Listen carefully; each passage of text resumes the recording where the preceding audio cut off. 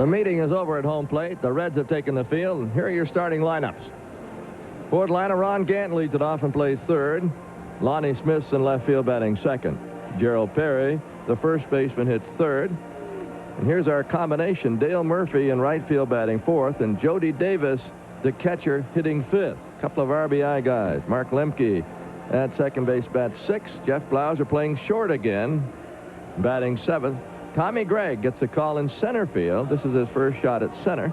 He'll hit eighth, and Rick Mailer will pitch, and he'll bat ninth. And there's the right-hander who's had some tough sledding. Rays haven't gotten him any runs. For the Cincinnati Reds, Barry Larkin at shortstop leads it off. Lenny Harris will play third, bats second. Cal Daniels in left field bats third. The center fielder is Paul O'Neill in the cleanup slot. Van Snyder, a youngster in right field, bats fifth. The veteran Nick Osaski at first base bats seventh. Catching is Jeff Reed. Ron Oster at second base bats eighth. And Tom Browning will pitch, and he'll bat ninth. Browning, as you know, on September 16th, had a perfect game against the Dodgers. There's the umps for tonight. Dana DeMuth will call the balls and strikes. Harry Wendelstedt at first, Randy Marsh at second, and Dutch Rennert makes the calls at third. One game this afternoon, the Cubs lost to the Pirates 10-9 in 10 innings. That game at Wrigley Field. Palmeiro, Webster, and Berryhill all hit home runs for the Cubs, but they lost it in 10. Ron Gant walking toward home plate. Here for the play-by-play, Billy Sample. Okay, thanks, Ernie. It'll be Gant, Lonnie Smith, and Gerald Perry to face Browning. This is Browning's third start since that perfect game against the Dodgers here on September 16th. As you look at the numbers. See a bulldog? Look at that face. He's had a great year.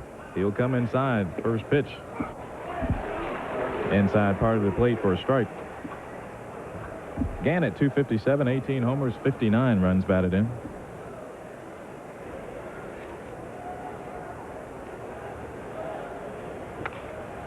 Hit to the right side. Oster up. And he makes an easy first out.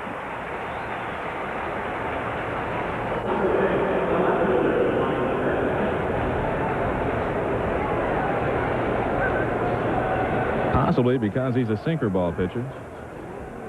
And on the road, he gets a few more grass fields.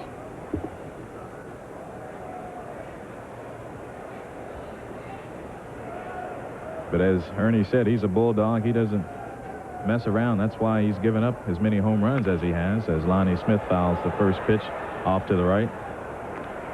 Kind of a strange story on Browning, Billy. Last year, he was ineffective, so they sent him down to Nashville, and he didn't pitch very well down there. 2-3 ERA of 6. He came back to Cincinnati, 10-13 ERA 5, but this year it's a different story. O'Neill gives way to Snyder. Van Snyder in right field for out number 2.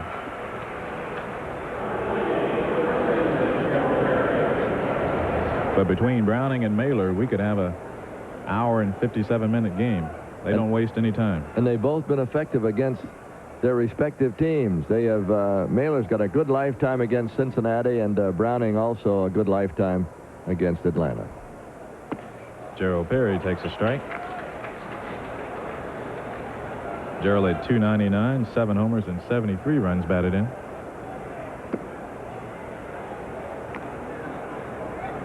Count evens at 1.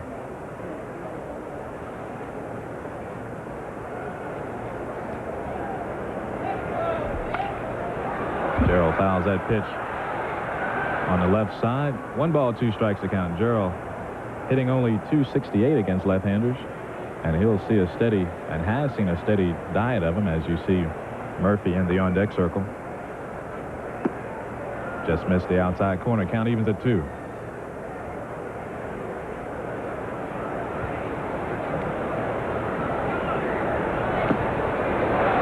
And Browning records his first strikeout as the Braves go up and down in order in their half of the first. After a half inning, the Braves nothing. The Reds coming to bat.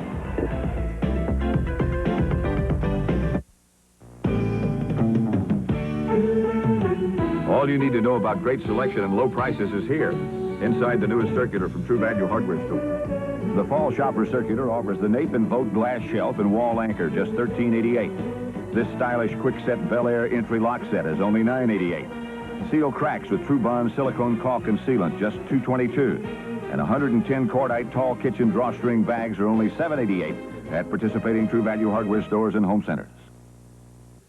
Now Minolta gives you more, gets you closer than before. Freedom Telly is your best move. Your best move. Closer, closer, wider, wide. Get 6 million side by side. Only Minolta's Freedom Telly gives you not 1, but 5 autofocus beams for perfect focus when moonwalking.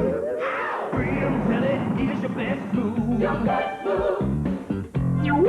Freedom cameras. Only from the mind of Minolta.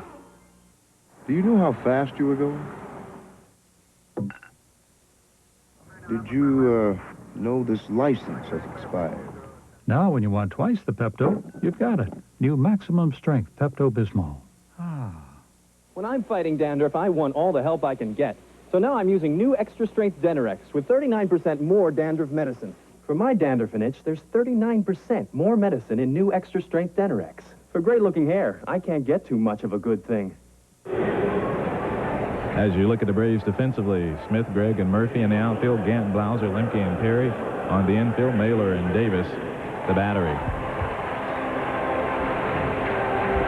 Mailer will face Larkin, Harris, and Daniels as the Reds bat in their half of the first.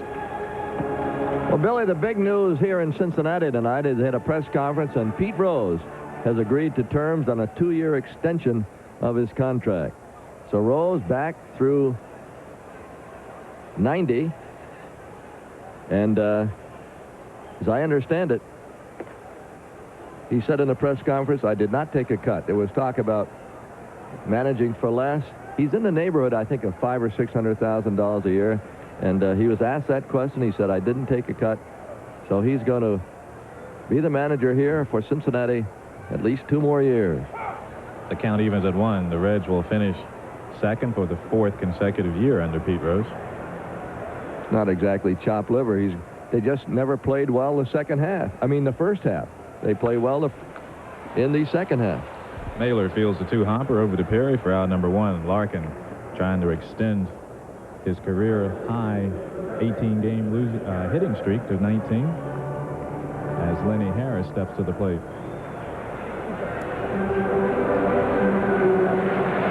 That's good to see the big guy back there catching. Jody Davis, when we talked to him this morning, he said, you know, it's good to be home. And it is home. He lives in Gainesville, right up the road from Atlanta. Strike 1. We hope that he has a number of years left with the Braves, and also our best wishes to Blankenship and Kaufman as they go to Chicago. And Davis has played through a lot of injuries throughout his career, but especially this season, as Mailer delivers the 1-1 pitch that's fouled back. I think his injury started with a broken toe, and that was the foothold, pardon the pun, that Damon Berryhill needed to supplant Davis as the Cubs catcher. The 1-2, big curveball. Mailer records his first strikeout. This is one of Mailer's best pitches, a slow curve. You almost got to count to 5 before you swing, and it goes down and in, and Harris is out of there. Here's Daniels. Cal Daniels at 291, 14 homers, 68 or 64 runs batted in. He has also scored 93 runs. That leads the Reds in that category.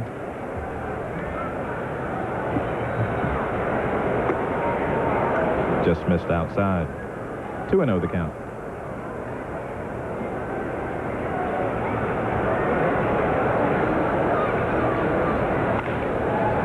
As that's foul, leaped over the screen in front of the Braves dugout. Casey Stevenson retrieves it. I don't believe anyone was injured. Look at Asemacher. He surrenders. Acker does too, and Bill Acree. Low and inside. The count runs to 3-1. Center fielder and cleanup batter Paul O'Neill on deck as Mailer winds for the 3-1. Hit to short on 3 hops. Blauser's up. And Mailer goes through a 1-2-3 inning. Well, both pitchers have faced 6 batters total, and we have no score. We're not a company. But we'll give you a chance to work where there's always a challenge. We'll give you opportunities to learn, to develop. To perfect skills that you thought were beyond your reach. We'll help you build a career that can reward you for the rest of your life. We're not a company. We're your country. We're the Army. The Navy. The Air Force. The Marines. We're the Armed Forces. It's a great place to start. True Value Hardware Store's annual Housewares Festival is causing a stir in kitchens everywhere because these handy appliances are just $14.99 each. Enjoy cordless freedom from this Sunbeam heavy-duty mixer. And this West Bend chopper is easy to use and to clean. Fix a locale snack with this hot air popper from West Bend. And brew great tasting coffee with this West Bend percolator. Only $14.99 during the Housewares Festival at participating True Value Hardware stores. You know what really burns me up? My feet. Athlete's foot kept flaring up. I get rid of it for a while, but it'd just flare up. I went to the doctor. He told me to get Tinactin. It's what doctors and pharmacists recommend most. Tinactin even cures recurring athlete's foot. Use it regularly like they tell you, and it'll keep the fire from coming back.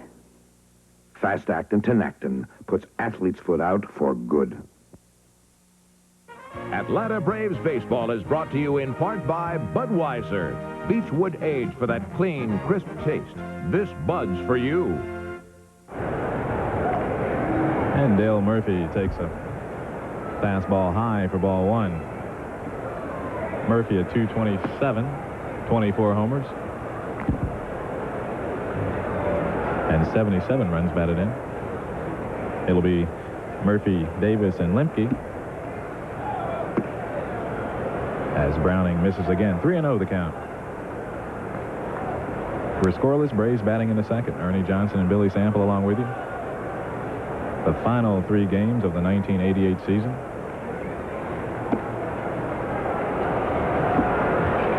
And there is our first base runner of the ball game. And Jody Davis will have his first at-bat as a member of the Atlanta Braves.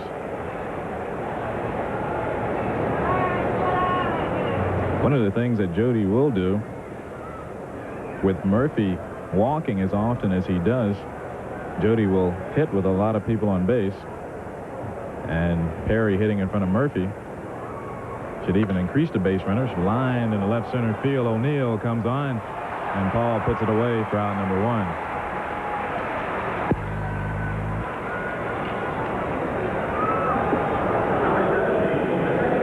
Hit them like that, they'll fall after a while. A line drive to left center. Here's Lemke. I tell you, with as many runs that were scored today at Wrigley, 19 runs, Jody might have wanted to stay just one extra day. He emptied his locker, and according to the paper, and Don Zimmer just commented, well, Barry Hill's the #1 catcher, beat him out. We wish Jody well, and he said he's going home. He really seems to be excited about going home. Gotta be.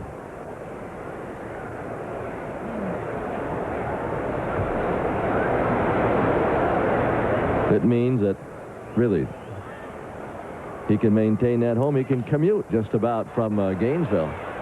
That should go out of play. Reed gives it a chase, and it goes about 7 or 8 rows up. A lot of people live out on Lake Lanier and work in Atlanta, so when the Braves are home, Jody can just live at home and just go down the turnpike. When you see so many trades in baseball and people moving around, I think sometimes you get a little insensitive to how much being close to one's family means to a lot of players. The 0-2 to Lemke. Outside corner, Black, strike 3. Browning has 2 strikeouts. Thought that pitch looked outside, but he sets up outside. Could have been called either way. A strikeout. Might have been a rookie strike. Jeff Blauser, the batter. The last weekend strikeout.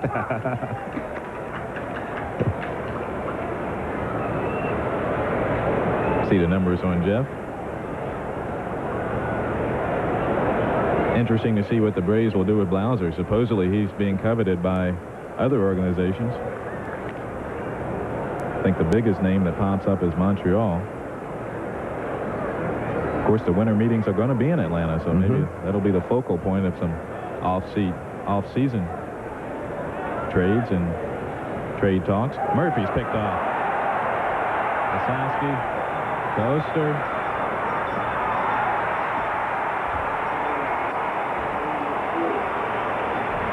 Murphy caught napping.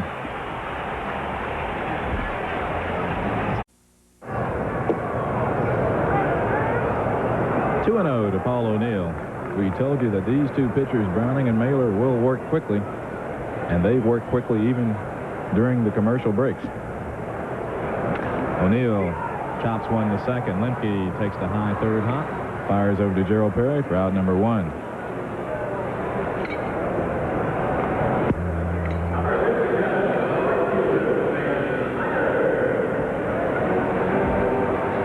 That'll bring up Van Snyder. Snyder in right field tonight.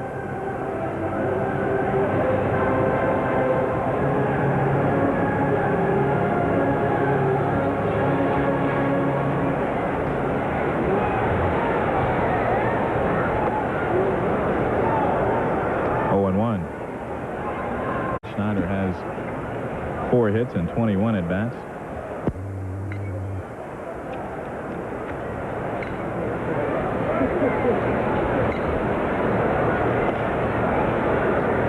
And Davis, you see the veteran catcher trying to move that pitch inside, trying to frame the ball so Dana DeMuth can get a good look at it. 2-1 the count. Snyder was honored before the game. He led the American Association in homers with 23 and total bases 259. Drove in 73 runs, so he had a good year at the AAA level. And Tommy Gregg will have his first play in center field. And he puts it away. Mailer has gone through the first 5 in order, and that brings up Nick Esaski. It's different playing, and you played the outfield, Billy. Center field is different than left field and right field. And if we can use golf as an example, when you play center field, you get a lot of balls hit to you like a straight 5-iron or something like that. And when you play right field, you get a slice from a right-handed golfer or a hook from a lefty. The ball really acts a lot different in left and right than center. Are you bragging about your golf game? Or? No, not to that point yet, but I'm getting close. 2 strikes to Esaski. I always thought it was easier to play center field because you could see more of the field. You could see more of the plate, position yourself against hitters better. Mailer 12-4 against the Reds lifetime. The 1-2 to Esaski. And Dana DeMuth has that wide strike zone. Esaski didn't believe that. But Mailer records his second strikeout, and he has retired 6 in a row. This telecast is authorized under broadcasting rights granted by the Atlanta National League Baseball Club and is intended solely for the entertainment of our audience. Any publication, rebroadcast, retransmission, or other use of the pictures, descriptions, or accounts of this game without the express written consent of the Atlanta National League Baseball Club, that's the Braves, is prohibited. And Jeff Blauser awaits the first pitch, lines it into left field for a base hit.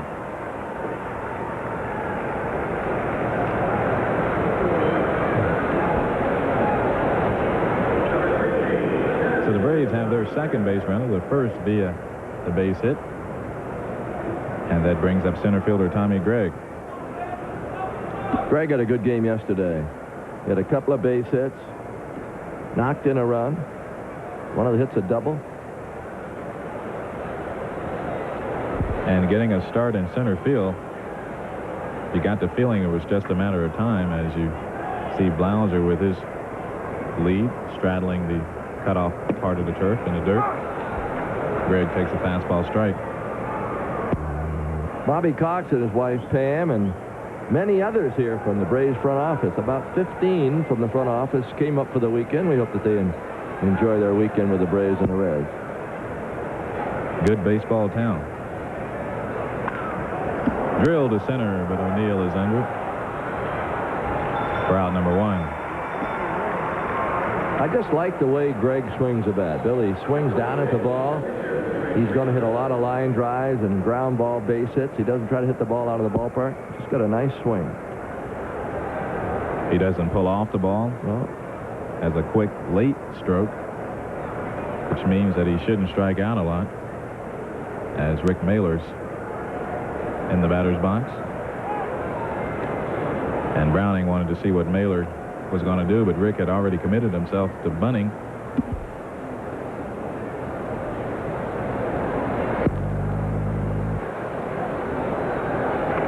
And Rick gets it down. Browning fields. And his only play is to Oster at first. A 1-4 sacrifice is successful. And that brings Ronnie Gannon to top of the order. Pete Van Weeren not with us this weekend. We're working with a 3-man crew. He will be here, I should say, on Sunday.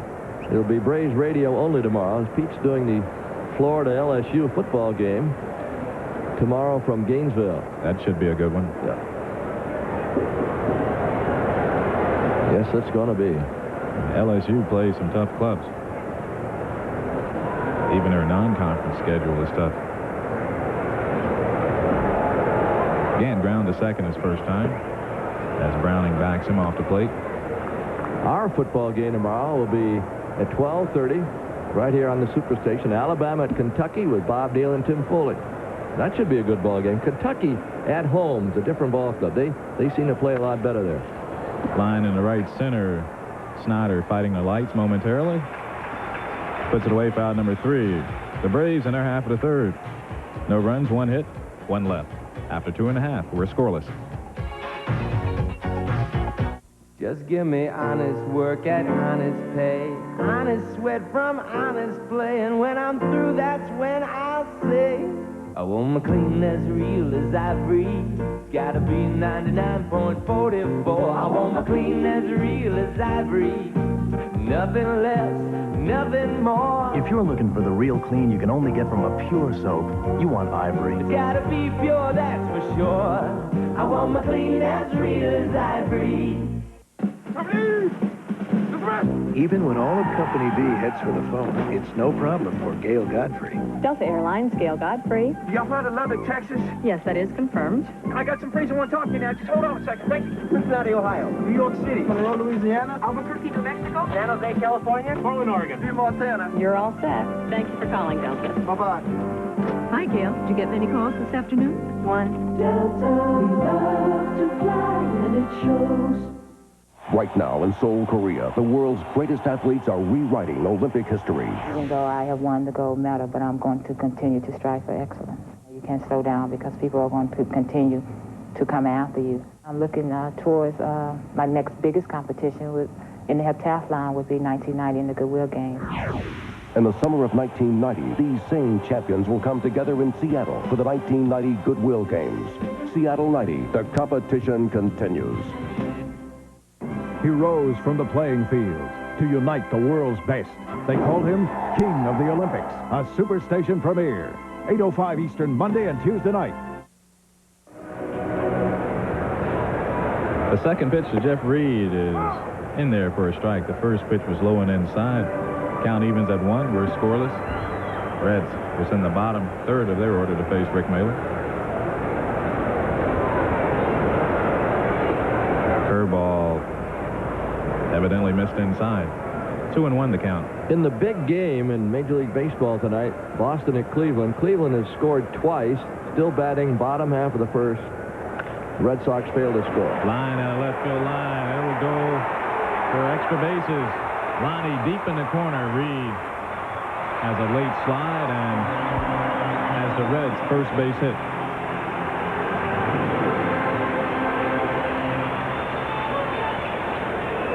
This ball is sliced just fair in the corner, and Reed continues to impress you.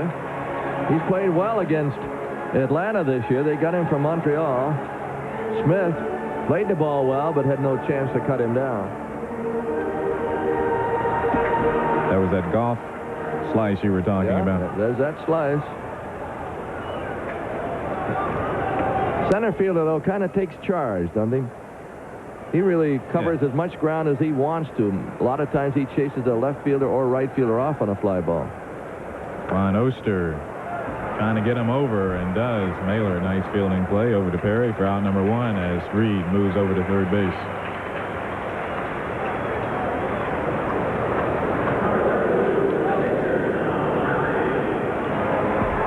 That'll bring up pitcher Tom Browning, a 138 hitter, has 3 RBIs.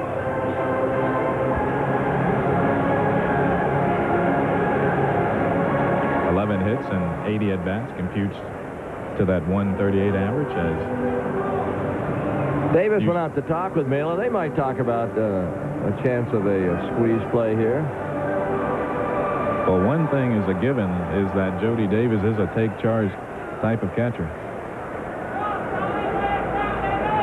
Not hesitant. The Braves infield is in. The way these two guys are throwing, you almost have to bring the infield in, even this early in the game. Bruce Kim getting the signs at third. There's a look at Reed. The 0-1. Oh, they had him in a squeeze throw. He got back. I think Reed thought the suicide was on and maybe the safety was on, but he had come up that line expecting the bunt. Browning doesn't commit to the bunt, and maybe Reed picked it up just at the end. Somebody got crossed up.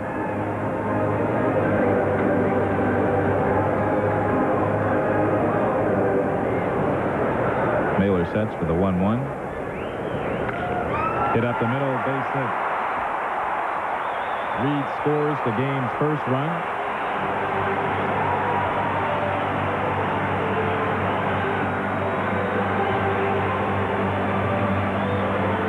And possibly the way Tom Browning is pitching helped him get this base hit, because the Braves had to bring the infield in, anticipating a low-scoring game. If Blauser is playing back in that situation, the ball doesn't go through.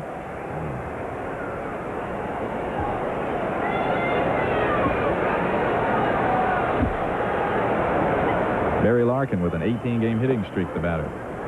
Takes outside for ball 1.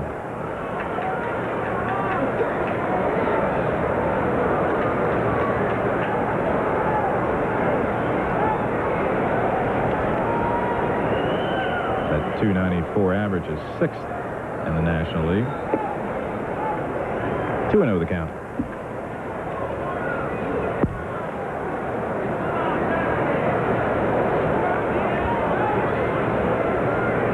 Play too far behind him. You see Perry in the background. Now Gerald trying to sneak behind him. The 2-0 double play ball to short. To Lemke for 1. To Perry for 2.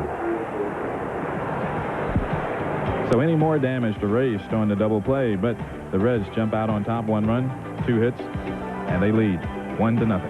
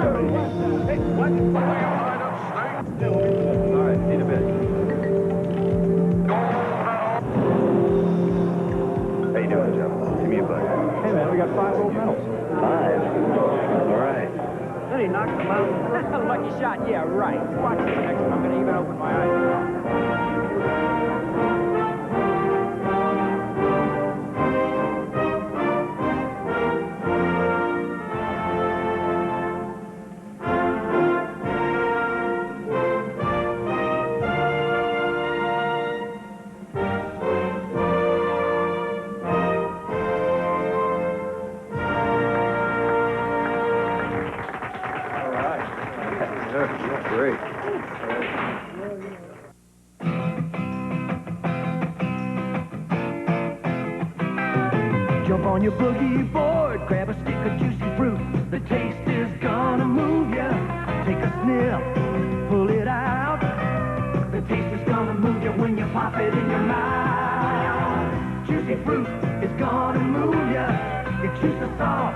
right to you. Juicy fruit, the taste is gonna move ya. Skip Kerr and Ernie Johnson with you now on Braves Television. You can see our football game tomorrow. That'll be called by Bob Neal and Tim Foley. Well, Dave Dravecky suffered some tough news today. Giant pitcher.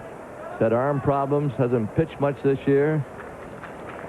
And just down the wire comes the news that a tumor was found in his left arm, and it reveals that the growth is cancerous. The tumor will be surgically removed in an operation at the Cleveland Clinic within the next 2 weeks. They're hoping that everything will be fine, and we are hoping the same thing, and he'll be back in action next year. Dave Dravecky. 1-1 pitch is high. Perry's on deck. That's it, foul past third. Smith, Perry, and Murphy, the first three here in the fourth inning. Cincinnati leads it 1-0. They have beaten the Braves 11 times this year. Well hit to left, but it's going to be caught on the track. Cal Daniels made the play on a line drive to left by Lonnie Smith. He is now 0 for 2. Gerald Perry struck out the first time up. The Reds have won 8 of their last 10 games. It's the first half of the season, April and May especially, that gives the Reds bugaboos. They just can't seem to play early. They play well late. And Murray Cook, the general manager today, said that he felt the reason they could not catch the Dodgers is the clutch hit was lacking. They had some pretty good numbers, but when it came to the clutch, runners in scoring position, they did not deliver. Browning looks like he's going to eat at the precinct about 9. Fly ball left. Let's watch this one. It might be out of here. It is out of here. Gerald Perry ties this ball game. A high fly ball that got over the fence and left. His 8th homer. And the 35th given up by Tom Browning this year. That is a big, big number. Let's see what he hit. It looked like a fastball away, and he just went right with it. Tom Murphy, who walked the first time up.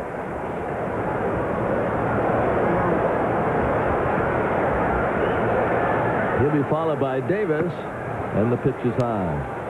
Murph gets on this time. I doubt if he'll continue his conversation with Nick Kosansky. And he looked away. Yeah. Looked like he looked toward the plate. And that's true in any sport, especially in basketball. You're guarding somebody, and if you look away, they'll bounce the ball right between your legs. That's when you get embarrassed. Yes. And this time, I don't think that Browning really was at the stretch position. He was kind of watching him.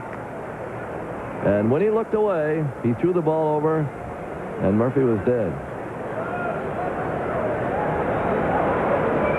You can count on one hand the number of base running blunders by Dale Murphy. But he had one here tonight. And he's probably more embarrassed than anyone.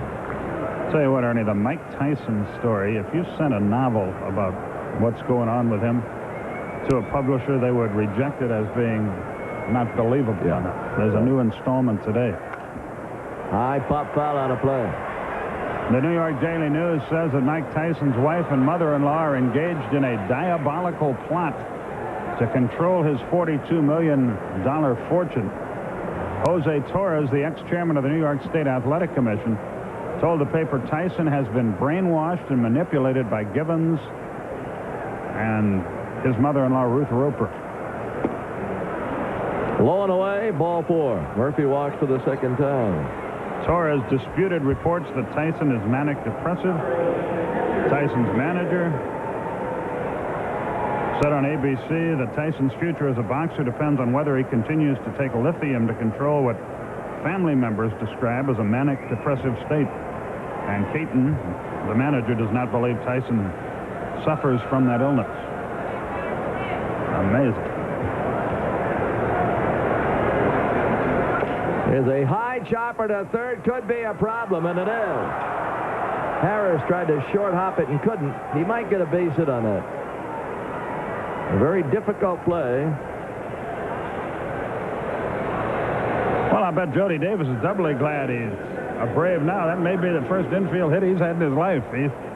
He doesn't run well. It was a do or you don't for Harris, and he didn't.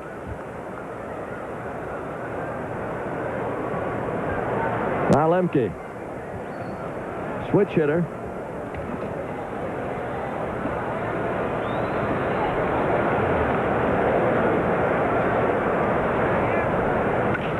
Bounce to third. It is fair over the bag. One run will score easily.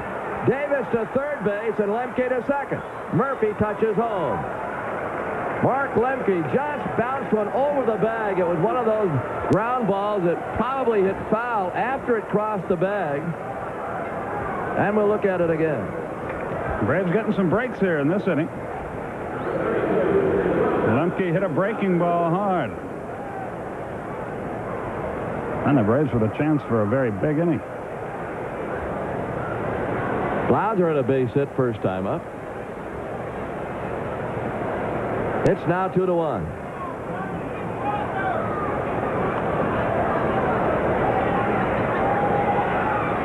Lemke with his second RBI and his third double since being called up. Low and away.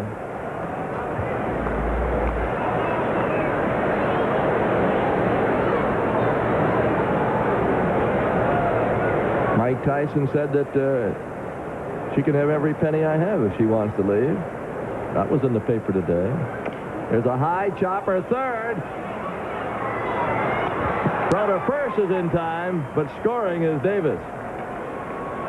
They'll give Blauser an RBI on a high bouncer out toward third again. Harris didn't have a chance on Jody Davis.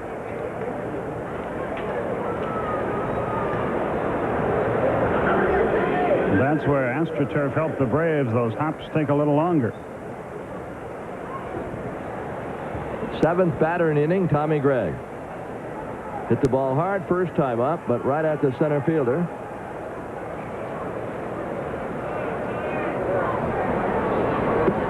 Strike call.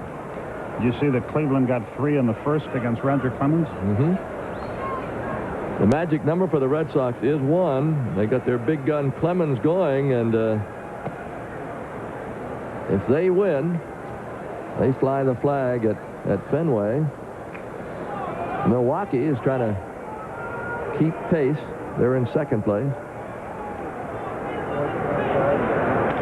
A little pop that's going to be caught by Larkin in short left. That'll do it, but Atlanta put 3 on the board. We go to the bottom of the 4th.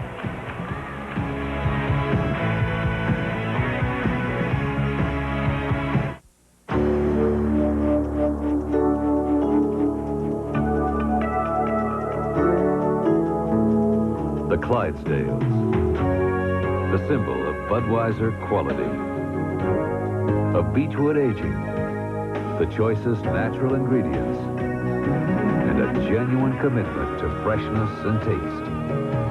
One beer lives up to all this. Budweiser. We're not a company, but we recognize potential. We develop it. We use it. We'll make sure that as your responsibility grows, so will you. As your ability for leadership grows, so will you. Working with us, you'll gain self-confidence, become a person with a future. We're not a company. We're your country. We're the Marines, the Army, the Navy, the Air Force. We're the Armed Forces. It's a great place to start.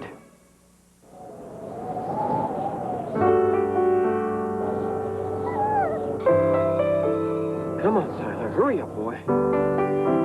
Come on, Tyler. When it's cold and rough outside, Come on, Tyler. try something warm and creamy inside. Cream of Wheat Hot Cereal or Instant Mix and Eat. Their smooth texture always lets the taste come through. Again? 2 warm ways to come in from the cold. Dreams come true at the Braves' 2nd annual Baseball Fantasy Camp, January 22nd through 29th in West Palm Beach. Call 404-522-6611 for details. We're going to the bottom of the fourth. And, Skip, we got a real team player with us tonight. Mark Johnson. You said it.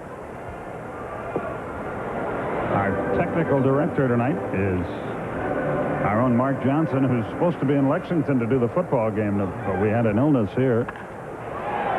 Base hit center. Harris with a single. So Mark will do the game tonight, and he's got a 7 a.m. crew call in Lexington. You're worth more money, Mark. It's about 95 miles down there, I'd say. 2 or 3 hours sleep, that's enough for the big guy. All right. Harris is at first, and Cal Daniels the batter.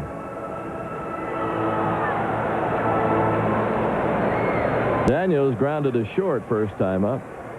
Harris has been hot.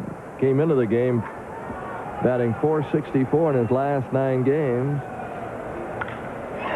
That's well hit, but it should be caught, and it is by Tommy Gregg. 2 well-hit balls, 1 for a hit and 1 for an out. Paul O'Neill. They're very happy with O'Neill. In his first real full year after they traded away Tracy Jones, O'Neill knocked in 68 runs so far, 14 homers. Mailer's lifetime record is 12-4 against Cincinnati. Browning is 8-2, including 2-0 this year against Atlanta. So you felt it was going to be a pitcher's battle. He picked up in his homers. O'Neill used to be a pitcher in high school.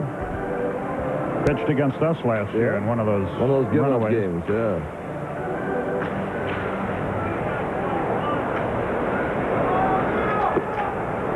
They've drawn a shade over 2 million here at Riverfront for 1988. They got a nice crowd here tonight. They'll have their Fan Appreciation Day on Sunday. They'll fill it up.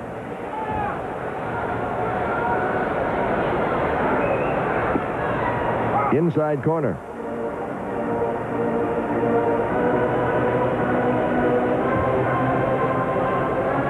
They won a few in the 70s, though. Oh, did they ever?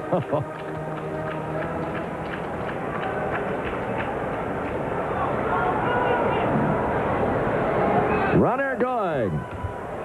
Stolen base. Jody Davis, in his haste to get the ball, dropped it coming out of his glove. Tough pitch to handle, but he just simply fumbled it away.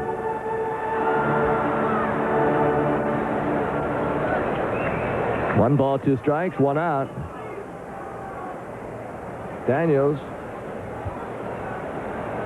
who flied out. There's a drive to right that might be out of here. It is.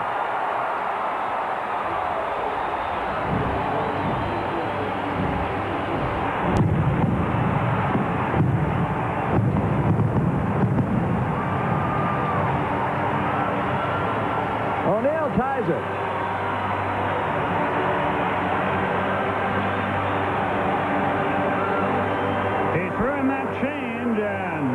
Provided his own power and hit it right out of the ballpark. Here it is, that big slow curveball, and he waited for it, and he ripped it. Before that homer, O'Neill had gone 0 for 13 against Mailer. And the pitch is inside. This is Van Snyder. Well, we got a tie game, but that doesn't surprise us. 3-3. Little pop foul out of play.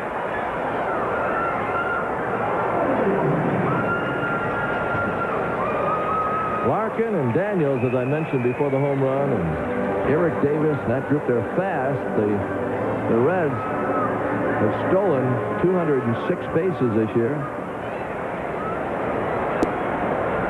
And they have been successful on 79% of their attempts.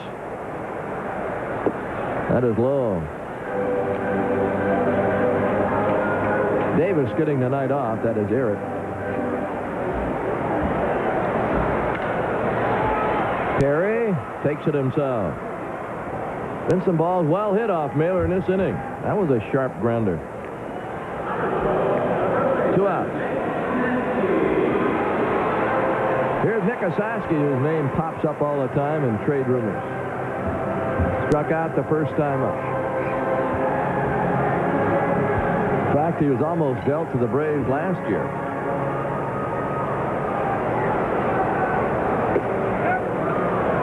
He went on the curve, 0-1. Medved won that ball game for the Pirates today, and Gossage in relief lost it. Well hit along the line, fair or foul. It is right into the screen, a home run. Right down the line, Osaski hits his 15th home.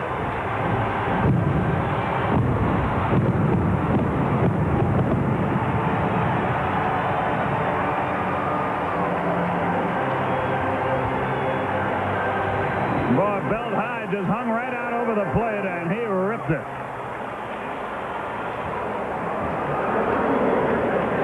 The foul screen hit into it is a home run. Here's Reed.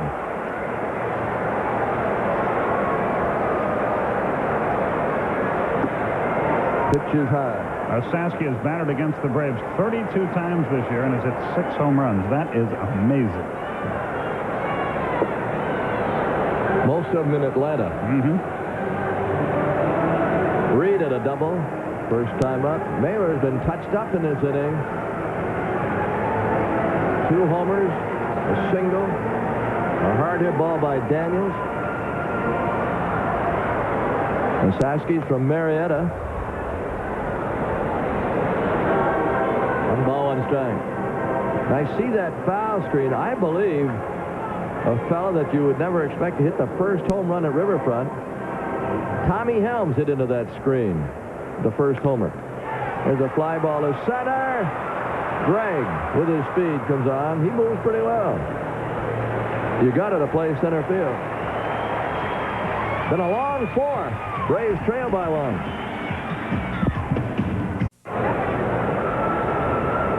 Rick Mailer leads it off. 5th inning. Misses a fastball. They're in the bottom of the 3rd at Cleveland. The Indians 3, the Red Sox nothing. Clemens against Yet. Detroit 1, New York nothing. As the grounders hit the 2nd. That's 1 down. Detroit 1, New York nothing. They're in the 3rd. Roden against Morris at Detroit. Here's Ron Gant 0 for 2. The Milwaukee Brewers are playing out at Oakland. Wegman against Stewart. That'll start later on. I'm sure they're hovering around a ticker or something to keep track of the Boston-Cleveland game. The Brewers are in 2nd place. 3 back in the loss column. 3 overall. Gant takes a ball. Yankees are 3.5 back.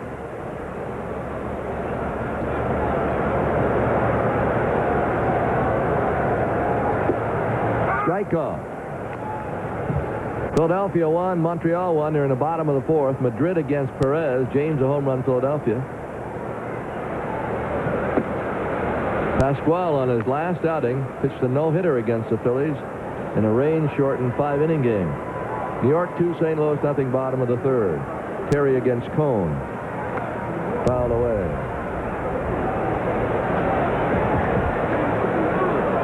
Did you tell me that Ronald Reagan did a little play-by-play with your dad today? Yeah, That's something? He sure did.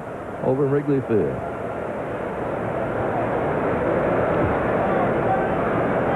No ticker tape. He was live. I just saw it on CNN headline service, which they have at our hotel.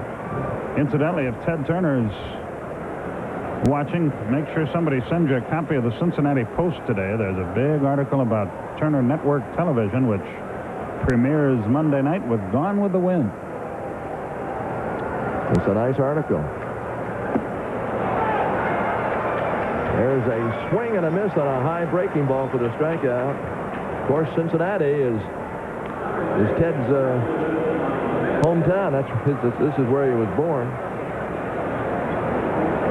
You could see Browning shrug his shoulders after the strikeout as if to say to his catcher, yeah, I know I was lucky. That was a terrible pitch, but he got him out. Smith pops it up. Boy, a lot of first ball hitting. Who's going to catch it? Let's try Harris. 1, 2, 3, you're out. We go to the bottom of the 5th. Oster leads it off and takes a strike. I think that now we're getting our proper time in between innings. Just saw Dutch Rennert looking at his watch and give the signal to Dana Demuth to start play. First part of this ball game, we're missing some pitches. There's Dutch. He's had his watch out. So we're going to be all right the rest of this game.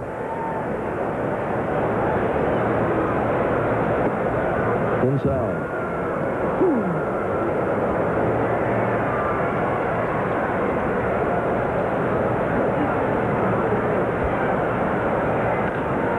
Fly ball left. Going to be caught by Lonnie Smith.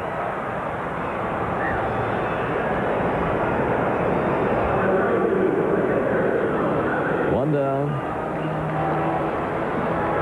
Big Braves fan watching down in Leesburg, Florida. And tonight, Ted Brummett never misses a Braves game on TBS.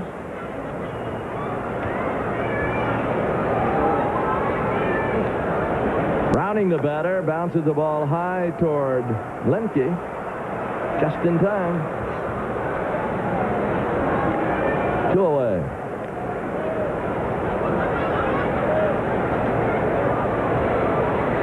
Now the batter, Barry Larkin.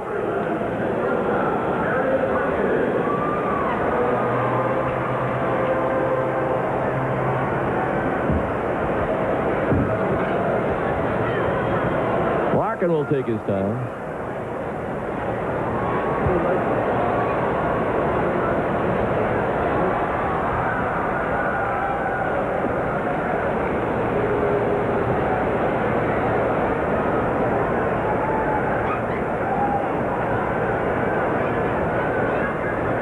And the pitch to him is the ball low. 1-0. Reds lead it 4-3. They got 3 in the 4th. Mailer settling down in this inning, and the curveball is missed. 1 ball, 1 strike.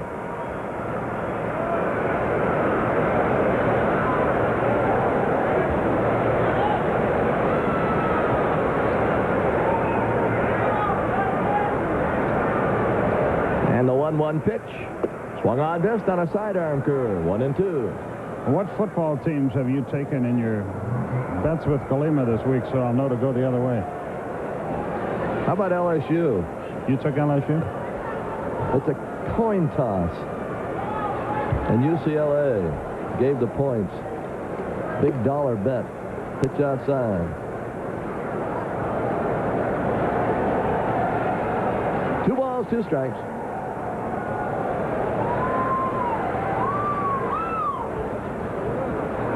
Slow curve, just missed. Looks like they got about 20+ thousand here, maybe 25,000. They do a great job. This is a Cincinnati franchise, but it's really this whole area. Indianapolis and Dayton and Columbus. There's a bouncer to first.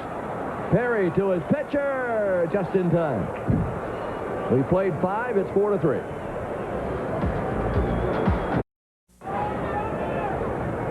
Pitch to Perry. Strike call. Last time up, Gerald homered to left. First time up, he struck out. Boy, Browning wastes no time. You've got to be ready. It's a wonder more batters don't step out on him.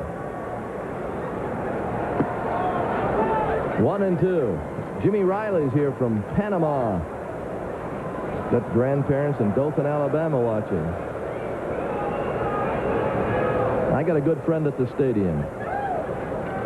Works in the concession booth. Pitches inside. Geneva Blandingberg. Want to wish her a happy birthday because it happens after the season. October 15th. Everyone should know Geneva. She goes to work every day at the stadium, works in the concession booth. There's a drive to center field. Will it be over his head? It will be, and it bounces off the wall. Perry's got 2, and he'll be satisfied with it. Perry has hit Browning hard the last 2 times up. So the tying runs at second. There's nobody out. Gerald showing some surprising power tonight. He hit a home run to left and a long double off the center field wall. Murphy's been up twice. He's walked twice.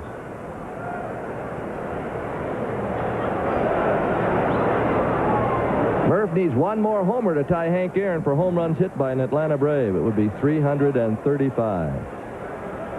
It's not a bad spot right here. This is a good hitter's park.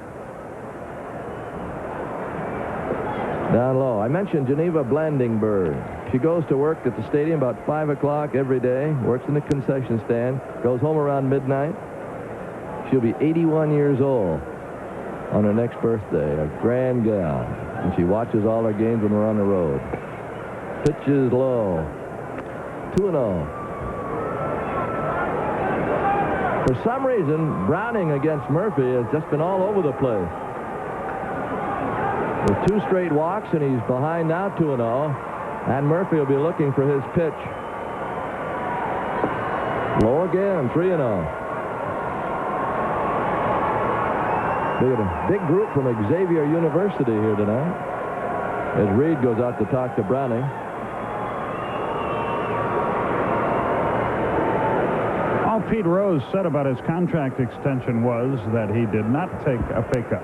Yeah, we mentioned that, and he was around, he's about $500,000 or $600,000 is his salary. There are some managers now that are getting up toward that. Tom Lasorda of the Dodgers for one. Strike call, 3-1. And I think you're right that some of the managers should be making maybe half as much as some of the players. Now we've got to get to work on the announcers. No hope. Well, there's a ball outside. I think they should seriously consider cutting the producer's pay in half and passing that along to the announcer.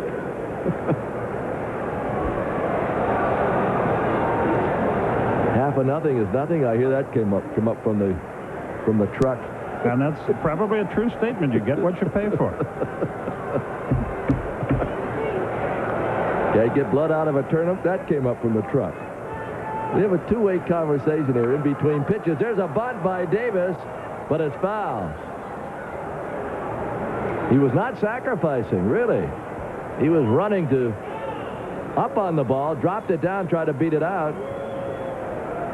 It was just foul. Davis had an infield hit in the fourth, lined hard to center in the second.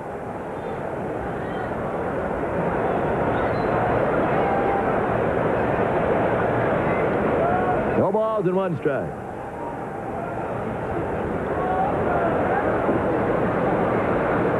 We're in the 6th inning. Skip Carey and Ernie Johnson with you. 2 games remaining in 1988. Well hit toward left center field. I don't know if the ballpark will hold it. This ball is out of here. Jody Davis. His first home run as a Brave. A 3-run shot. Bobby Cox here with the team has got to be smiling on that one. First home run since the All-Star break. He hit it a ton. Well, I'm glad that bunt went foul. Looked like a breaking ball, and he went down and got it and really ripped it. It went out about, that's a 400-foot blast easily. It is now 6-4, and that's popped up by Lemke out to short center. Oster drifting back, saying, I got it, and he does. Next will be Blauser.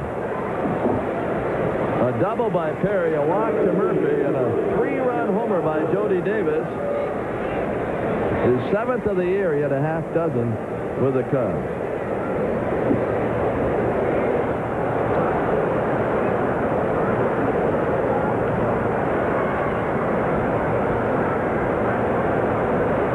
Blauser takes a strike.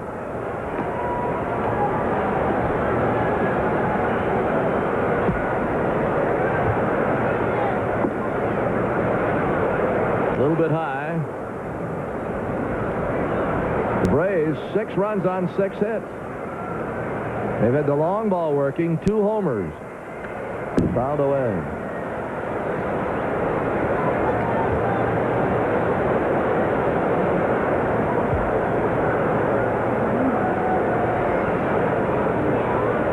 Blazers had a base hit, knocked in a run with a ground out in the 4th when he topped one to 3rd. A little bit low. Braves had only scored 7 runs in Rick Mailer's last 5 starts, Al Galima reminds us. And they have 6 for him tonight. That's out towards second, and Oster throws to first. Out number 2. Well, in Mailer's last 13 games, his ERA is 2.45, and his record was 1-7, and 5 no decisions. That's incredible. Yeah. That's enough to drive you to drink. A few runs would have just altered that record.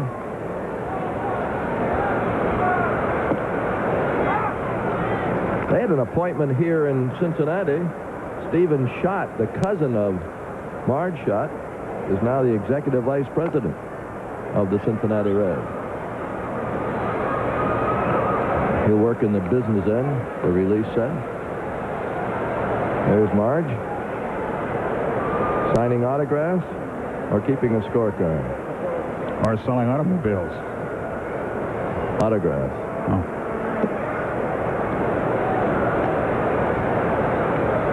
Schatzy could not make it tonight, apparently.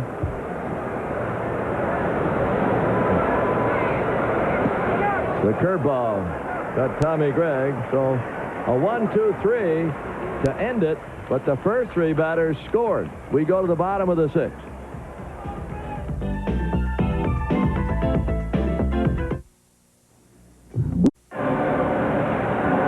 Well, Rick Mailer's got a 2-run lead now. This is Harris, and he hits a fly ball short right. Murphy comes in and grabs it. Harris now 1 for 3, had a base hit last time. Daniels is next. He's grounded out and lined to center. The Georgia native had a good year, 64 RBIs and 18 homers. Cal Daniels.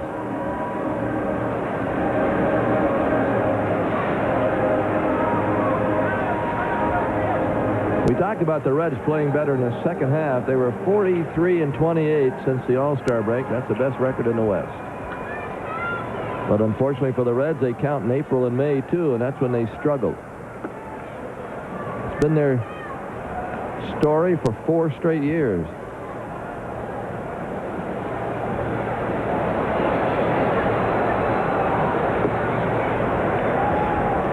Two and all.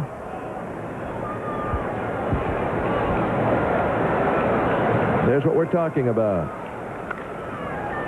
Along the line in left, but it is slicing foul. Well, he just missed one. Cal Daniels, who hits most of his home runs to left field, just missed that screen.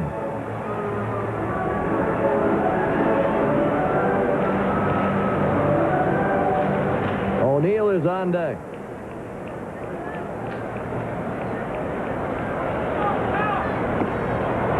He missed that high hard one.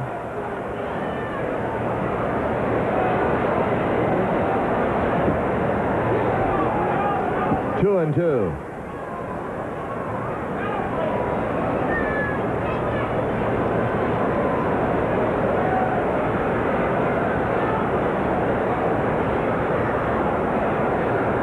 Oh, that slow curve. I think he went. No, they said he didn't go. Dutch Renner said no. Let's take another look, and you be the judge. Watch where the bat is. Oh, Lord. He's out. Come on, Dutch. Dutch was looking at his watch. Yeah, yeah, that's right. And the results in a walk.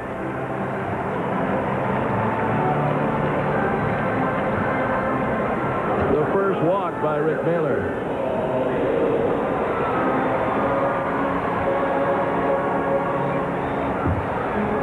O'Neill lofted one into the seats and right. Last time up.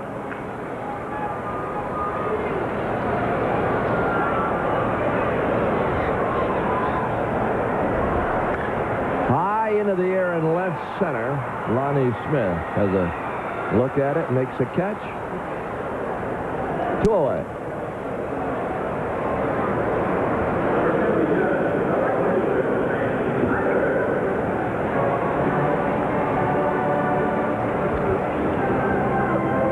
Here's Van Snyder.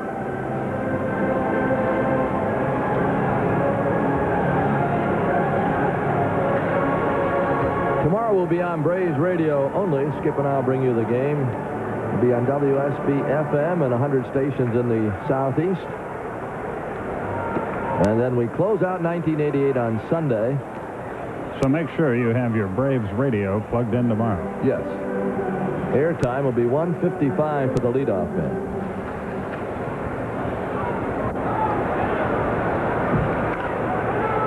There's a bouncing single to right. Murphy will throw toward third. Safe there. A 2-out single by Snyder puts Daniels at third. Without the runner at first base, it's a playable ball, I think, for Perry, but he had to hold the runner on, and that got it through. Dale's throw was offline here, but Daniels runs extremely well. He would have beaten it anyway. Now Nick Osaski. Time has been called a balloon.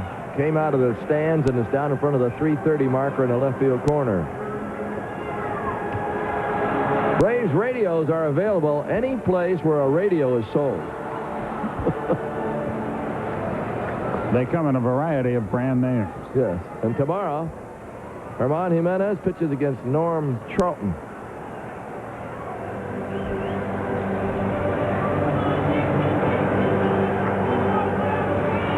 Dibble starts to warm up in their bullpen.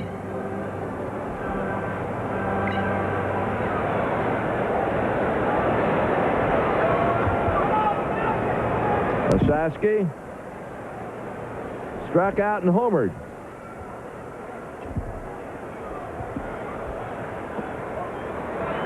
Blown away. Rob Dibble, loosening for Cincinnati. The Reds at bat, they had 2 home runs in the 4th inning. Foul up this way, right underneath it. The Braves have hit 2 homers. Terry and Jody Davis.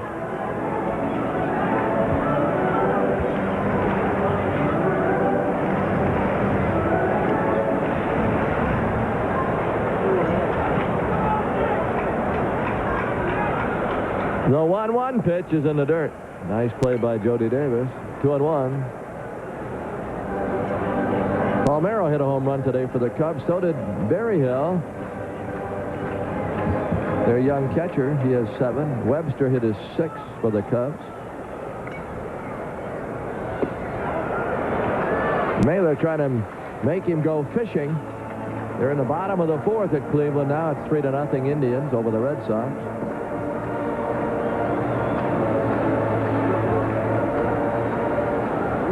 Two outs, runners first and third, and a pitch.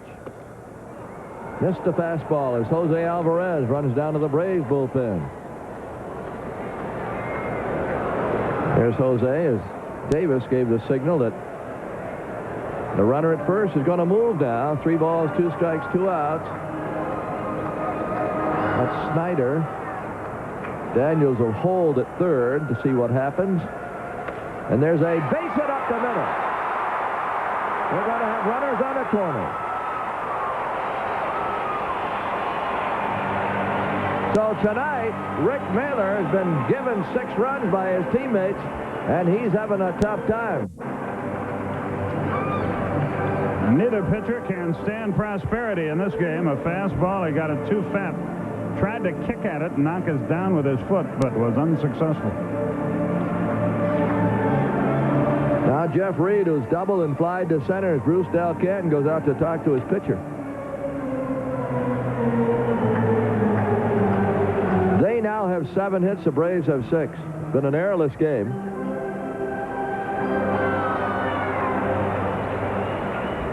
On Sunday, we'll be back with you on television. We'll have a little pregame show from the station at 2:05. Game broadcast at 2:10.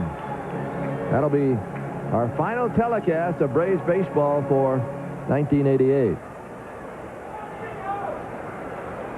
Inside.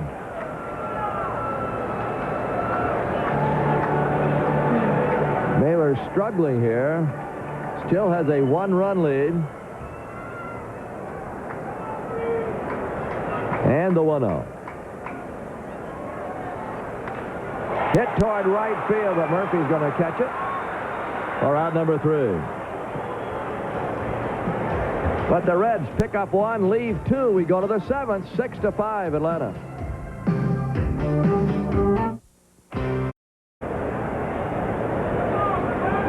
Rick Mailer will lead off the 7th inning. Billy Sample, Skip Carey with you now as Browning goes to work. 0-1. This one figured to be a pitching duel. Both pitchers have pitched well all year. Both have outstanding records against the team they're facing tonight. Instead, there have been home runs all over the place. It's a 6-5 ball game. But both pitchers are throwing strikes, and I guess that's why they're getting hit as well as they have been so far this evening. Snyder is back there to take care of Mailer's ball. 1 away.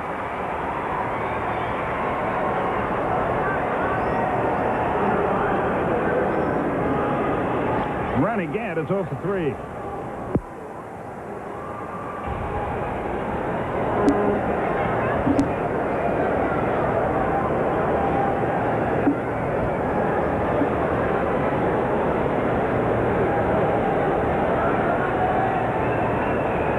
So Gant stands in there. Don't forget tomorrow, Alabama at Kentucky.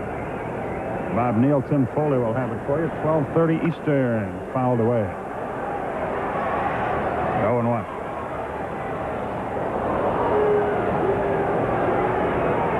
And if you believe in planning ahead, the SEC game a week from tomorrow, Ole Miss and Alabama in Tuscaloosa, where it is to be hoped all the plumbing is fixed up.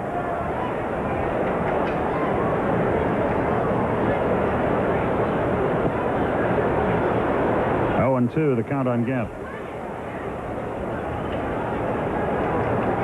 I'm not going to say weather permitting anymore because I figure there's more mail than I can handle already.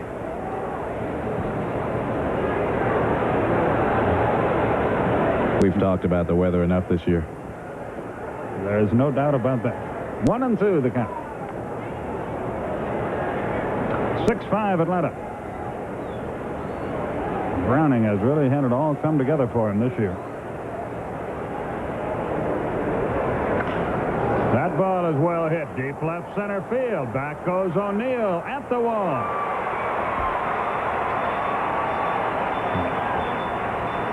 Gant just missed getting one out of here. Here's Lonnie. Browning's been throwing some line drives. This time, Gant gets under it and sends it to deep left center field. Lonnie Smith has flied to right, line to left, popped to third.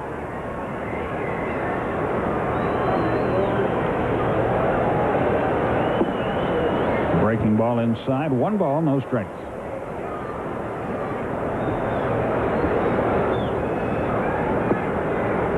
It's 2-0. Gerald Perry is on deck.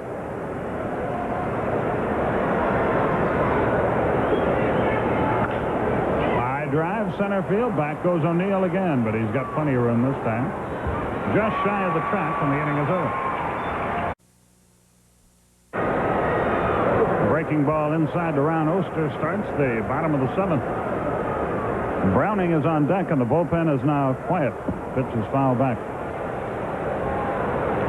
Keith Brown, a youngster, now will pitch on Sunday for the Reds against Peter Smith. Norm Charlton against Germán Jiménez tomorrow.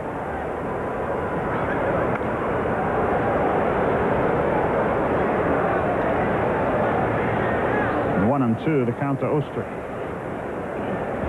Danny Jackson previously scheduled to start Sunday. I think I read somewhere where he has conceded the Cy Young to Hershiser. Oster caught looking, a fastball at the knee. So Mailer gets the 7th off to a good start. Maybe Oster was looking for something else, but that ran back across the inside part of the plate, and as soon as it ran back, Oster knew that it was a strikeout. And Browning does hit for himself. He has an RBI single in 2 trips. 1 ball, no strikes.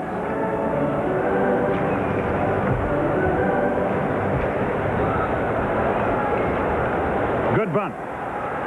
Gant got it. 2 down. Boston has gotten a run. Cleveland 3-1 after 4. We'll give you all the scores as we go along here.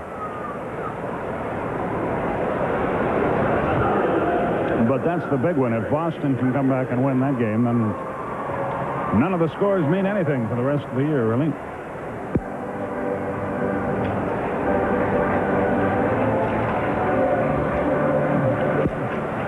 Larkin stands in.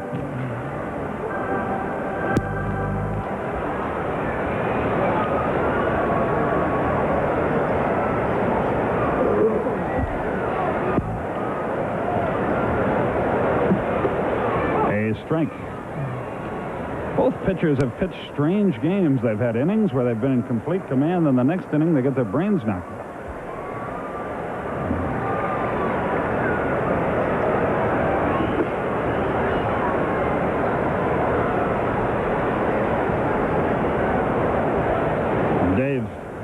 Steve has a no-hitter through 7 for Toronto tonight.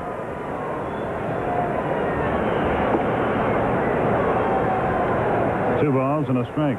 I believe Steve has a string of scoreless innings. Mark Langston of the Mariners had a string of 35, I believe, of scoreless innings. Foul tipped into the glove of Jody Davis.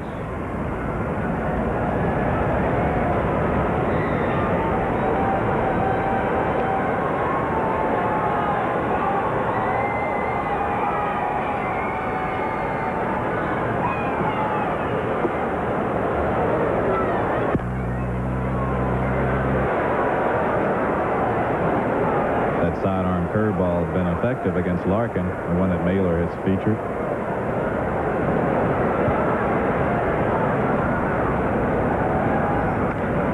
Fly ball foul to right.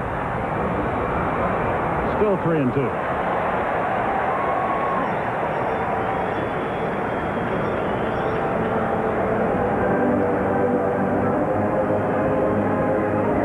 Down the way, Marty Brenneman and Joe Nuxhall broadcasting this game on the Reds Network. Two good guys, good announcers. Larkin, a solid single. He can run, and with 2 out. We'll see what's what. Money Harris is the batter. Larkin has now hit in 19 straight games, a career high for him. They rave about him here. They think he's going to be the next great shortstop in baseball.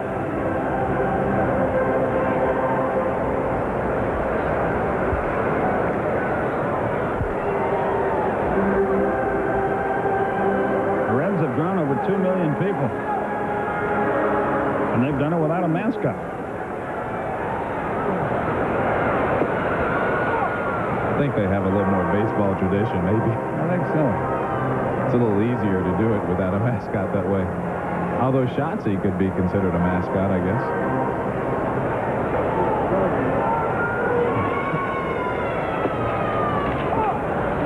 I guess so. 0-2 the count. Paul Ossenmacher up and throwing in the Atlanta bullpen.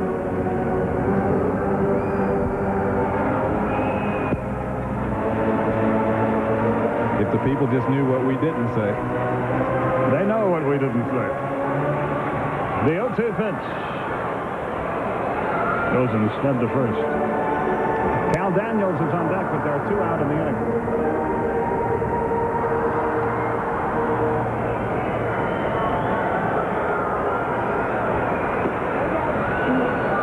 One and 2.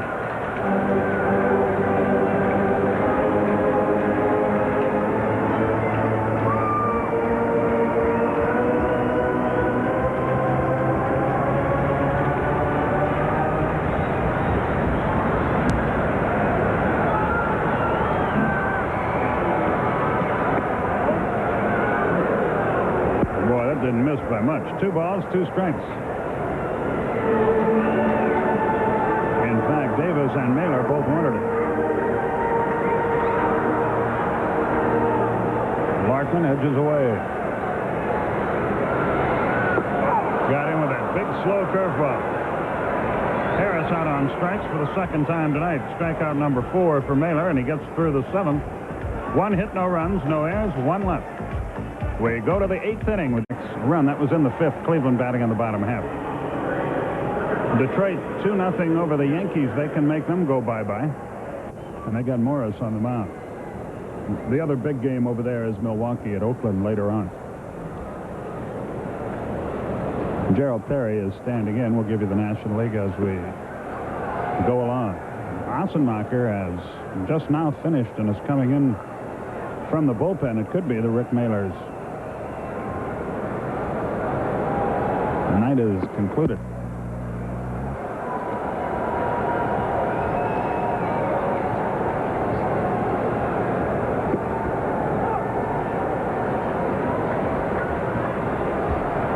One and 2 the count. Gerald has had a good night. He struck out in the 1st, but he's homered and doubled since. Scored 2, driven 1 in.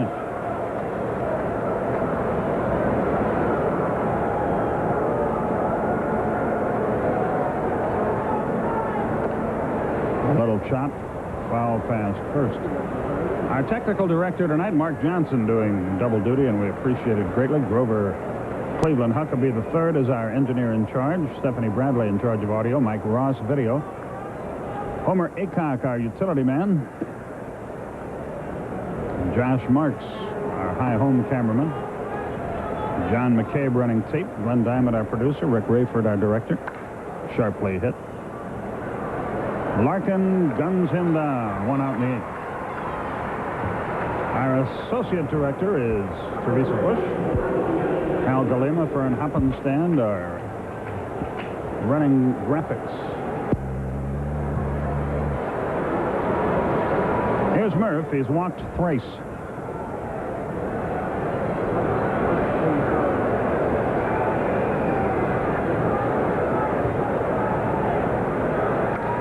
Pop foul back and into the upper deck. Well, how are you going to spend the winter, Billy? Just hanging out, or? Just hanging out. Fastball inside, 1-1.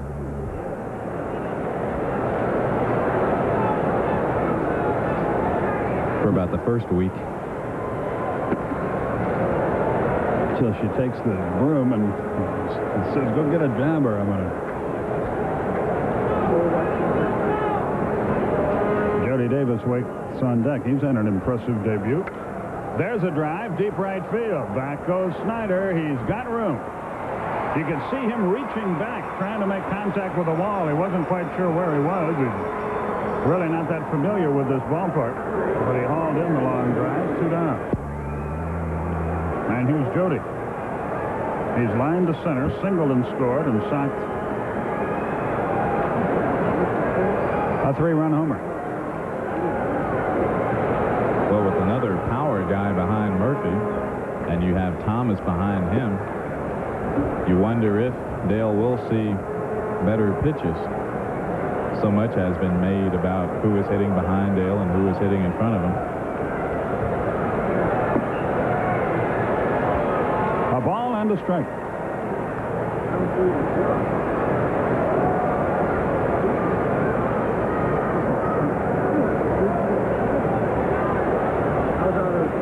Braves lead at 6-5. We are in the 8th. Ground ball foul over toward the Atlanta dugout. Do you think if the lead holds up as it is, that the headline writers in Atlanta will, and Gwinnett will have something nice to write about? Almost a fairy tale headline. Davis comes home. Game-winning RBI, 3-run homer. Maybe. And then again, if you want to go the other way, you got the whole season to reflect on. A ball and 2 strikes.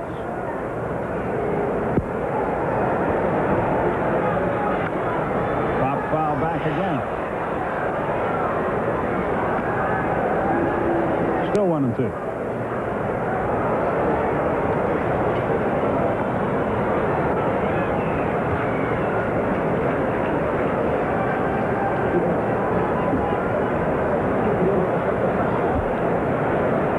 Tom Browning.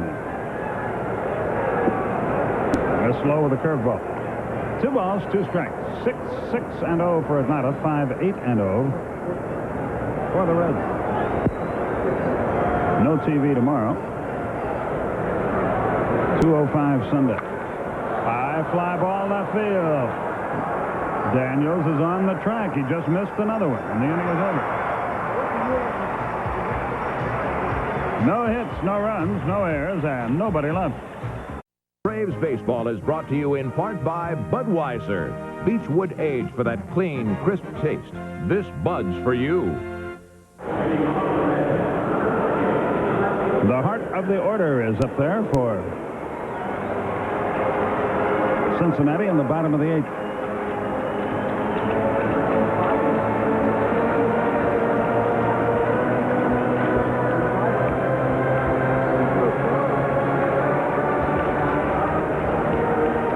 Daniels has bounced to short, lined to center, and walks, and scored a run. He's out of Vienna, Georgia.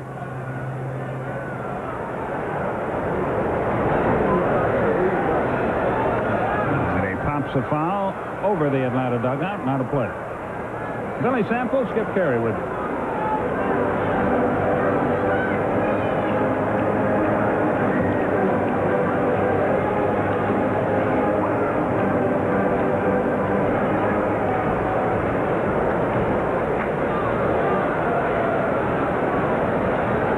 There's that let up, but he missed low.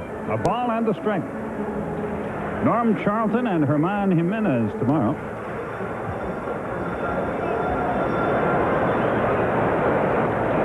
He was way out in front on that slow curve. That's got to be a frustrating pitch. You try to hold back and you try to hold back and you just can't. Although O'Neill did earlier and hit the ball right out of the ballpark. And you tell yourself not to swing, and as it a magnet is on your bat, attracting the bat to the ball. You can almost see through the sweatshirt that Daniels has a Middle Georgia junior college sweatshirt. He and Jody Davis went to that fine JC.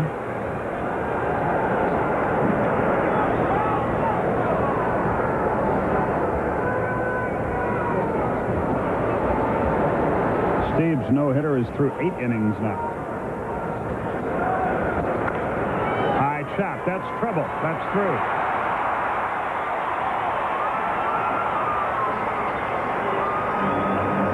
So the tying run is on, and the Braves bullpen begins to stir once more. Joe Baber and Paul Ossenmacher will both go to work. The Reds have come from behind so many times, especially in the bottom 3 innings, that you get the feeling that this is not where you want to be. 1 run ahead, 2 or 3 maybe. And when you've had the kind of year the Braves have had, you almost think to yourself, well, how are we going to louse this one up? Well, that's how. That ball is gone, and the Reds lead.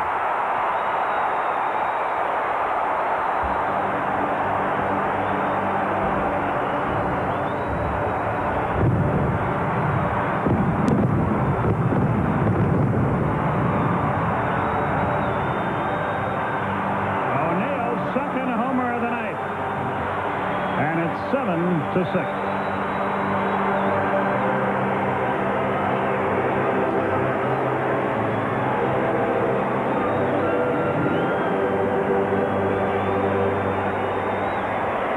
The first homer on a slow breaking ball. The second one on a fastball.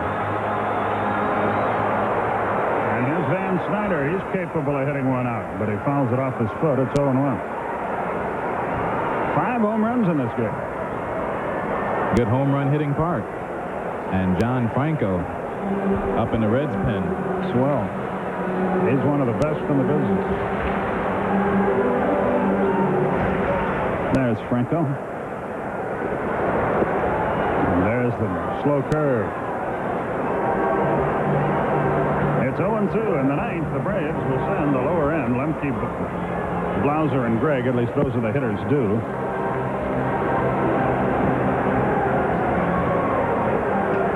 And unless the Braves can rally here, they're looking at yet another one-run loss. And it would be their 35th of the year.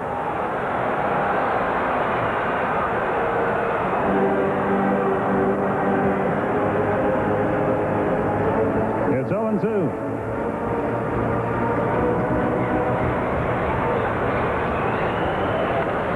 Bouncing ball past first.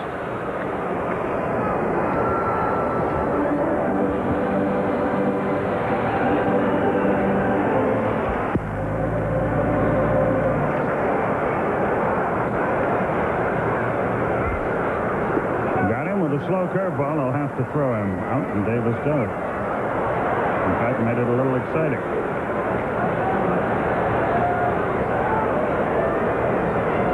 Snyder is out on strikes. That's 5 for Mailer.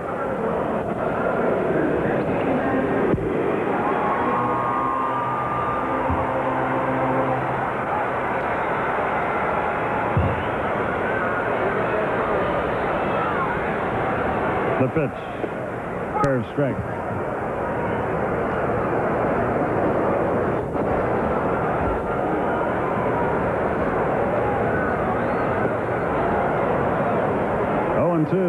Well, it's been this kind of year for Mailer. He's pitched great, and they don't get him any runs. Tonight they get him a lot of runs, and he doesn't pitch well.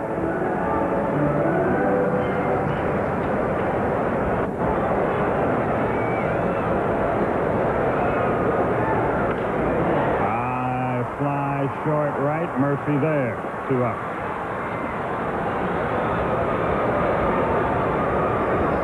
Jeff Reed is the batter. He doubled and scored in the third. Has flied to center, flied to right since.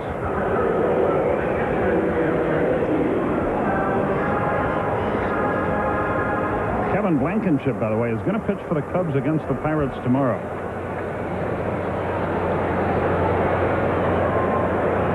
He had a good outing his last time, going 7 innings, giving up only 1 run. 1 ball, no strikes. Ron Oster waits on deck. Fast strike. It is 1-1.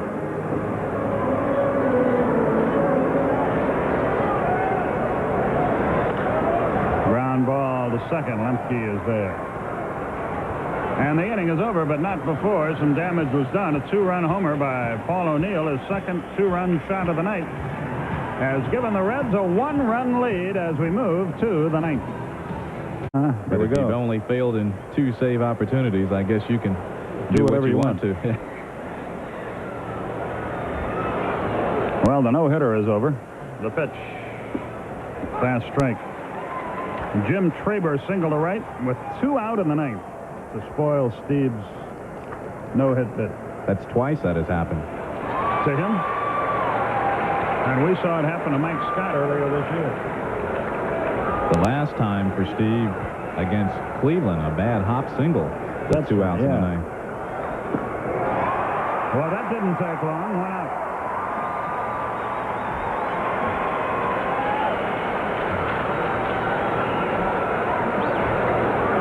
Watch this pitch go down.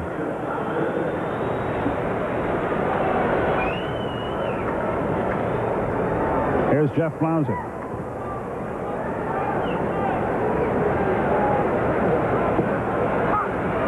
He went. It's 0-1.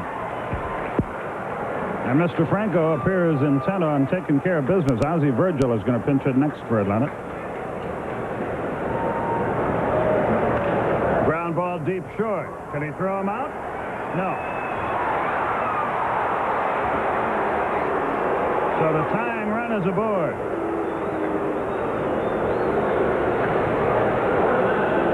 See, Harris dives, can't come up with it. Larkin might have been better off just to feel that on his backhand and plant and throw, but you knew with Blauser's speed that he was going to beat that out. Well, now Virgil and Simmons are both out there, so let's see who's first. It'll be Virgil. Mauser 2 for 4 on the night with an RBI. Ozzie has great power. Maybe between Simmons and Virgil, being comparable type hitters with power, you hit the one first who has the most speed. And Ozzie a little faster than Ted.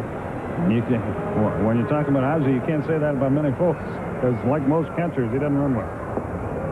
1 ball, no strikes. Joe Baber in the Atlanta bullpen. The Reds lead by 1 in the 9th.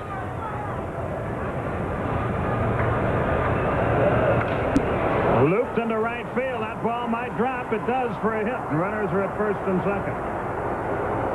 O'Neill played that a little hesitantly out there.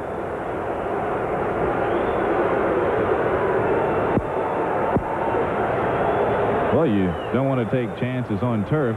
Virgil with the big swing hit it off the end of the bat, broke his bat. And O'Neill wanting to keep the double play in order. I think if he's still coming, he catches that. But I guess if you've ever been burned on this stuff, if you miss and it hops over your head and 2 runs score, you don't need that. Terry Blocker will pinch run for Virgil. He did his job. Simmons will bat from the right side. He pinch hit in the 9th last night. A wicked line drive from the left side that was caught by Kevin Bass to end the game. So Franco finds himself in trouble. Simmons is pinch hitting for Mailer. 1 ball, no strikes.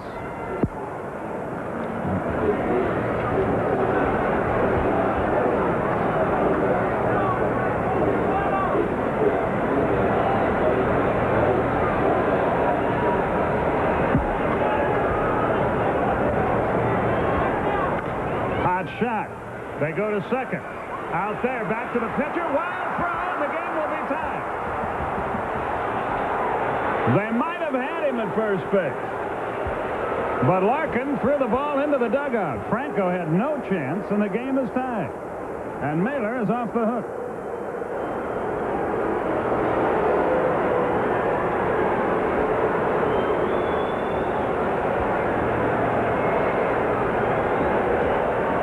Asaski goes to Larkin for the first out. Blocker coming in hard, but I don't think that bothered. Well, that throw didn't appear to be all that bad. Simmons winds up at second, and a pinch runner will appear. That's Albert Hall. So Browning can't win it. Mailer can't lose it. Well, it was high, way over Franco's head. So there's your story. Another base hit could make Rick Mailer a winner in this game if Baber could get him out in the 9th.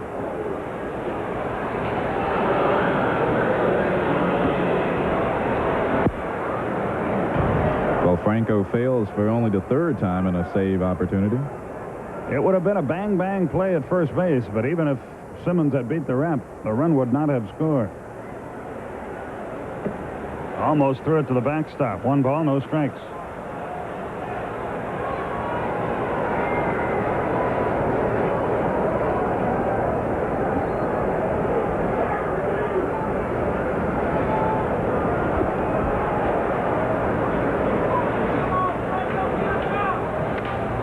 Tapped up the middle. Larkin has it.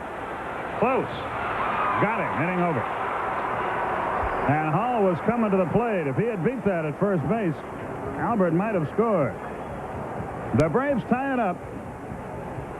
A run on 2 hits, 1 very big error, and 1 man left. We go to the bottom half of the 9th inning. Lower end is due up for the Reds in a 7-7 game. Don't be a baby. If you don't take your cold medicine, how are you ever going to feel better? Try. Terry Blocker stays in the game to play center field for Atlanta, and we go to the bottom of the 9th.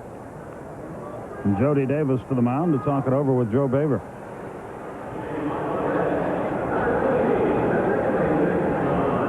Jody, I'm sure, will use these 3 days to, if he doesn't play every day, to scrutinize very closely the Braves pitchers. It's a little different when you only play a team 12 times a year than the way you analyze your own pitching staff. That is in short left field. Lonnie Smith should catch it and does. Why not?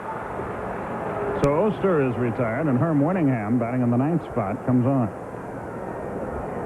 Winningham at 230 with 21 RBIs, no homers. 7-7 in the 9th.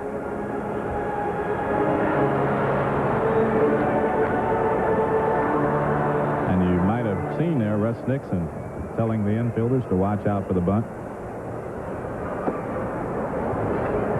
Russ, a member of the Montreal organization where Winningham was a player for a few years. And a home run cut, didn't get it. Rob Dibble.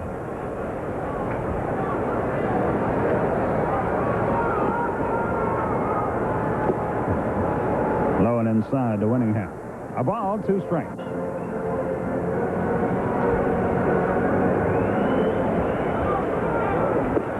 Threw the fastball right by him.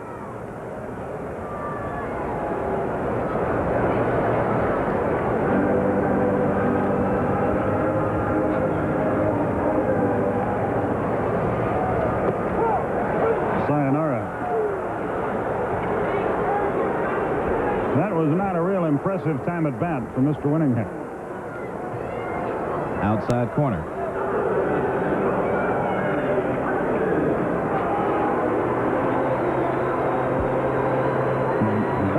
And here's a few bluebirds there. He made an error to tie this game up. This guy's a pretty good ball player. Tough town. Larkin is 1 for 4.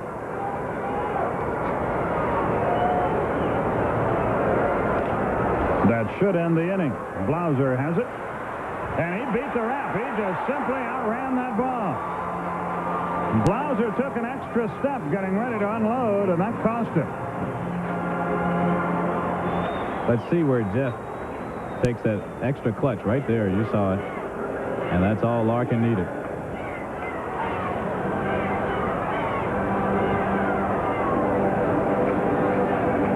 Lenny Harris is 1 for 4. Larkin could try to swipe a base. He can fly. The pitcher is due next.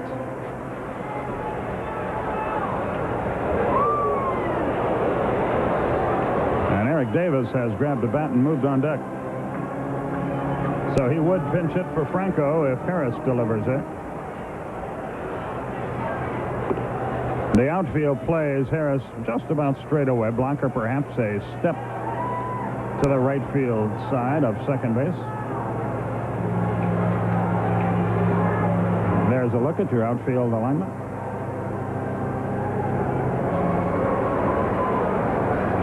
He's going. Jody's throw. He's in there. Davis made a good throw. He stole that off the pitcher. Davis makes this a lot closer than I would have thought. Low breaking ball. Jody comes up throwing. But Larkin ahead with the head first slide. Now base hit ends it. The way Larkin runs. But there are 2 out in the inning.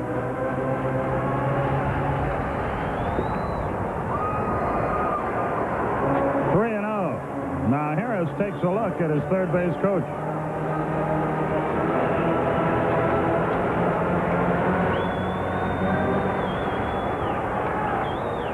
He's taking a fast strike over the inside corner, 3-1. He'll be swinging if he gets a pitch to his liking here. It's 7-7, runner at second. 2 out in the bottom of the 9th.